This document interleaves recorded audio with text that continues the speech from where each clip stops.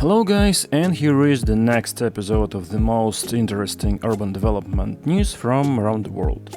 By the way, I make these episodes weekly, so subscribe to the channel not to miss the future content. And before we start, I'd like to thank to all my amazing Patreon supporters.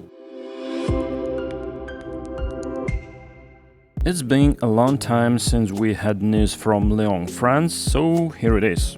They are working on the expansion of the tram system and are constructing two new tram lines, number 9 and number 10. Tram line T9 will connect the Voie-Volante-la-Soie multimodal hub with the Charpenay hub in about 35 minutes, connecting the university campus, higher education centers and neighborhoods south and north of Voie-Volante. The line will provide quick access to the center of Lyon, creating a connection with metro lines A and B, and the tram lines T1, T4, T3 and T7, Rhone Express, and the future extension of line T6. Tracks for the new route have been installed already and recently connected to the rest of the tram network. The line will be 11.3 kilometers long, of which 8.8 kilometers are newly constructed and will have 12 new stations. Passenger traffic is expected to reach about 38,000 passengers daily, and construction budget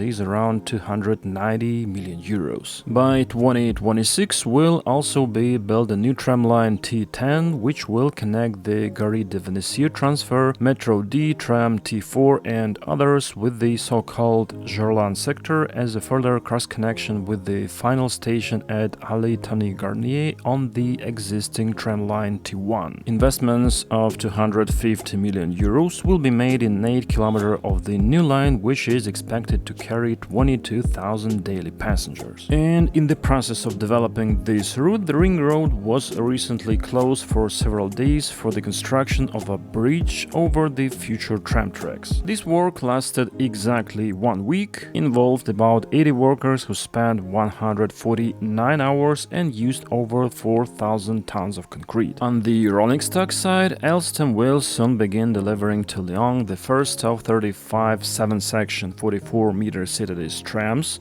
needed to serve the two new lines as well as the future T6 extension.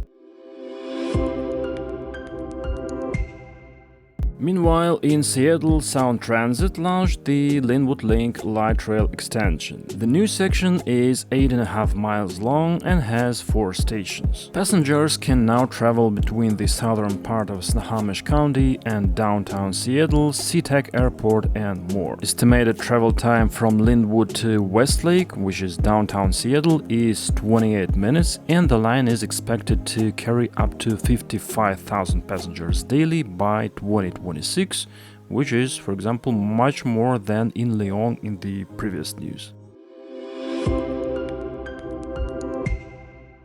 This fall, Stockholm residents will be able to travel on an electric floating ferry that uses 80% less energy than many modern diesel ferries. It will operate on the suburban route number 89 between Tappström on the island of Öckerö and the Stadshuset. The pilot project is the result of cooperation between the Stockholm region, the Swedish Transport Administration and Candela, which is electric boats manufacturer. This new electric ferry offers not only environmental benefits but also improved user experience with silent rides without harmful emissions. New ferry will operate during ice-free periods this fall as well as in the spring and summer of 2025.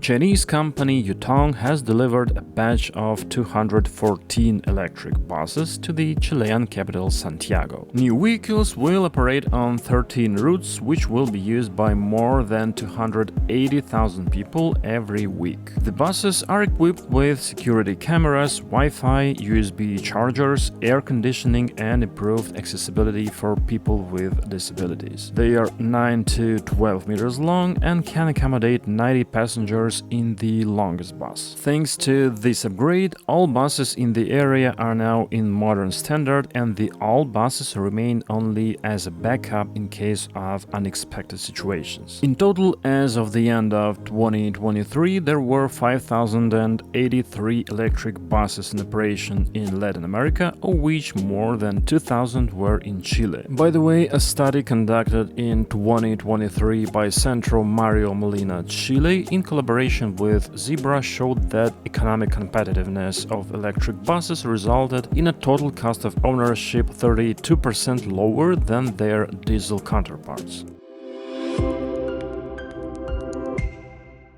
A consortium of Sorlip Havi and Škoda Group has signed a contract with the public transport company from Košice, Slovakia, for the supply of up to 30 articulated 18-meter electric buses. Notably, the vehicles will be charged during the day directly on the line by collectors connected to the existing tram and trolleybus network. And by the way, I really don't understand how the tram wires will work for that. At the first stage, there will be 11 vehicles delivered, with an option to purchase 19 more. The total value of the contract, including the option, is around 24 million euros, and the delivery of the first vehicles is scheduled for the turn of 2025 and 2026. Okay, so this is all the news for this week. Thanks for watching and see you next time.